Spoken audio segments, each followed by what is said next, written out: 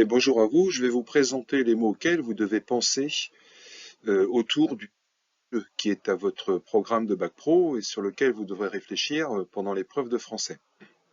En ce thème du jeu, réfléchir à ces mots-clés, ça vous aidera à avoir des idées pour l'épreuve, pour mieux comprendre les documents et aussi pour avoir des idées à développer pour le sujet d'expression écrite qui est sur 10 points, je vous le rappelle.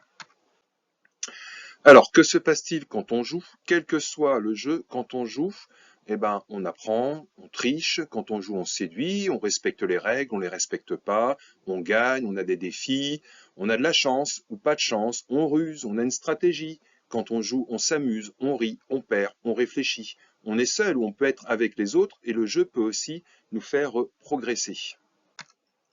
On peut jouer à toutes sortes de jeux, des jeux de société, quelques exemples que j'ai mis, qu'on peut tous trouver, le Monopoly par exemple, des jeux collectifs, les jeux sportifs, des jeux individuels. On peut imaginer également ses propres jeux, on peut faire des jeux de langage, on peut jouer au théâtre, on peut faire des jeux d'évasion comme les escape games, où on peut jouer aussi sur des vidéos, on peut faire des jeux vidéo en ligne. Donc il y a toutes sortes de jeux auxquels on peut jouer et dans lesquels on investit tous les mots que je vous ai cités précédemment. Quand on joue, on va dans des lieux également. Il y a des lieux qui sont dédiés aux jeux. Il y a Internet hein, avec tous les jeux en ligne. Il y a ce qu'on appelle les consoles de jeux vidéo également. On peut se dire que c'est un lieu sur lequel on joue, un lieu virtuel. On va également au casino, on peut aller au théâtre aussi, on peut aller au carnaval, on peut aller dans des parcs d'attractions. Tous ces lieux sont dédiés aux jeux. Alors les mots à retenir quand on joue, il y a des mots un peu techniques, un peu recherchés.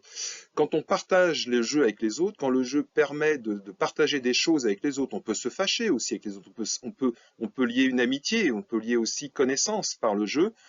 Le jeu, c'est l'aspect socialisation du jeu. Le jeu permet de se socialiser, c'est-à-dire de partager avec les autres. Mais quand on est accro à un jeu, quand on ne sort plus, ça devient vraiment une calamité, hein, ça devient un point très négatif, on a ce qu'on appelle une addiction.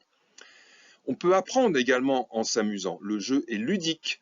On a la gamification, la ludification aussi. Par exemple, on peut apprendre en s'amusant. Quand on joue à Kahoot sur un sujet de français, d'histoire ou d'anglais, on gamifie. On est dans un aspect ludique.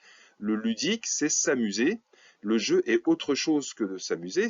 C'est aussi tout ce qu'on a dit avant, se socialiser et aussi avec ses côtés positifs et côtés négatifs. On a même le mot ludothérapie dans lequel on peut se soigner par le jeu, ça calme, on peut penser à autre chose, ça permet de mieux vivre les choses, de mieux vivre sa vie.